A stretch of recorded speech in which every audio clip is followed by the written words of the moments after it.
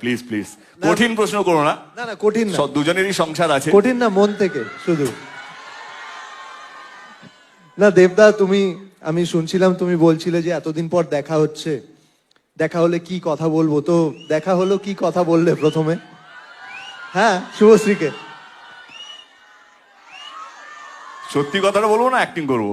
না না, সত্যি বলো, সত্যি বলবে তো?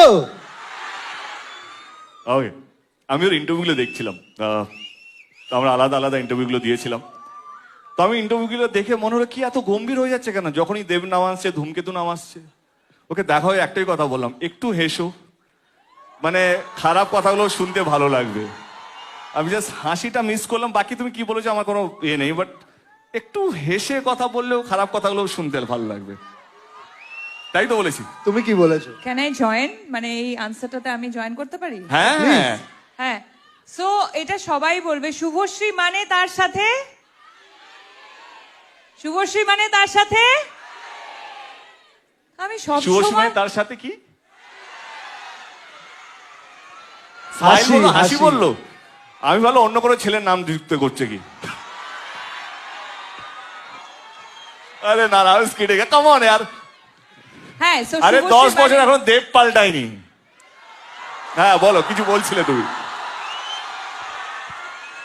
তো আমাকে খুব কম মানুষই দেখেছে যে না হাসতে, সো আমি হাসছিলাম, বোধহয় তুমি দেখতে পাওনি।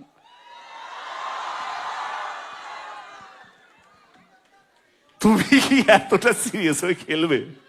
না, আর আমি কি জিজ্ঞেস করলাম? হ্যাঁ, মানে হ্যাঁ, আমার মানে যে আমি- প্রশ্নগুলো সেটা তোমাদের দুজনের জন্যই কিন্তু। হ্যাঁ, ও ওকে। সো আমি জিজ্ঞেস করলাম, আমার সাথে ফ্রেন্ডশিপ করবে? হ্যাঁ আমি এটাই জিজ্ঞেস করলাম, আমার সাথে ফ্রেন্ডশিপ করবে? না না, come on, you say you are saying something. না না, এক্স্যাক্টলি আমি এটাই জিজ্ঞেস করলাম যে আমার সাথে ফ্রেন্ডশিপ করবে কিনা। তাছাড়া অফকোর্স যেটা যেটা সবসময় সব ইন্টারভিউতেও বা ইন্টারভিউ ছাড়াও যেটা ইন্টারনালি আমরা জানতাম যে ধূমকেতু নিয়ে আমাদের মেকার্সরা কতটা কতটা উৎসাহিত ছিল। অফকোর্স তোমাদের সাথে সাথে আমাদেরও উৎসাহ সবসময় ছিল, আমরা উদ্গ্রীব হয়েছিলাম। কিছু কিছু প্রবলেমসের জন্য হয়তো এতটা বছর টাইম লেগে গেল, বাট অবশ্যই আমি প্রথমবার দেখা করে এটাই বললাম যে কেমন লাগছে, ফাইনালি ধূমকেতু আসছে, কেমন লাগছে। অ্যাকচুয়ালি জিজ্ঞেস করেছিল। একটা প্রশ্ন করব তোমাদের দুজনকে। একটা কেন, তুই টোটাল কটা করবি? অনেকগুলো আছে, আমি এটা একটু দূরে সরে করি। তোমরা দুজন দুজনকে স্টক করো।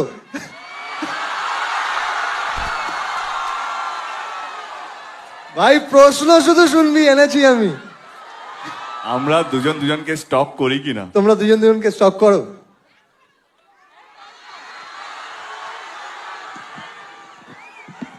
নিশ্চয়ই করতাম যদি সময় থাকতো জীবনে, কিন্তু সময় এতটাই ব্যস্ত হয়েছি জীবনে যে যদি 1 মিনিটে যদি কতবার নিঃশ্বাস আমি জানি না, বা ডাক্তার যদি কেউ থাকে correct me if I am রং, যদি নিঃশ্বাস নেওয়ার একটু বেশি সময় পেতাম তাহলে একটু ভাবতাম, কিন্তু এত বেশি কাজ, এত বেশি তো বাট আমার মনে হয় স্টক কাকে করে, লেটস বি ভেরি প্র্যাকটিক্যাল। হ্যাঁ, স্টক কাকে করে যার বিষয়ে তুমি জানো না, যে তোমার ফিডে আসে না। ও এত বড় স্টার হয়ে গেছে, না চাইলেও আমার ফিডে থাকে ও। আমি না চাইলেও ওর একটা হোর্ডিং দেখতে পাই। তো সি, আমাদের স্টক করতে হয় না, কারণ আমরা যেইভাবে নিজেদের কে ধরে রেখেছি, সেই জন্য আলাদা করে নিজেদের বিষয় জানতে হয় না। এবং আমাদের বন্ধু বান্ধবরা এমন কিছু আছে গসিপ দেওয়ার জন্য পড়ে থাকে, ও এইটা করছে, ও এইটা করছে, আই এম শিওর। তো I think we are updated. আর আমি বলবো যে আমাদের ইন্ডাস্ট্রিটা খুব ছোট একটা ইন্ডাস্ট্রি, আমরা পরিবারের মতো কাজ করি। এবং স্টক কথাটা একটা নেগেটিভ কথা, তো তো অনেক জায়গায় ওর সাথে আমার দেখা হয়েছে, বহু জায়গায়। ও বলেছে যে দেখা হয় না, 10 বছর পর দেখা হয়েছে, বাট বহু জায়গায় আমরা মিট করেছি অ্যাকচুয়ালি। অনেক প্রিমিয়ার্সে মিট করেছি, অনেক কিফে আমরা প্রত্যেক বছর মিট করতাম। হ্যাঁ, ওইদিকে ও পোলে, আমি ওই পোলে। হ্যাঁ, তো সেখানে তো দেখা হয়েই যেত, রাইট? সেখানে তো দেখা হয়ে যেত, তাহলে আর স্টক করার তো প্রয়োজন পড়ে না। এবং Correct. তার সাথে সাথে যেটা ও বললো যে এত ভালো ভালো কাজ ও করছে, সেই কাজের রিপোর্ট অলমোস্ট যখনই ছবি রিলিজ করে ওর তখন দেখতে পাই কত সুন্দর করে ছবি প্রমোট করছে। সো সেইগুলোর জন্য আর স্টক করতে হয় না, আমরা সবাই সবারই খবর রাখি।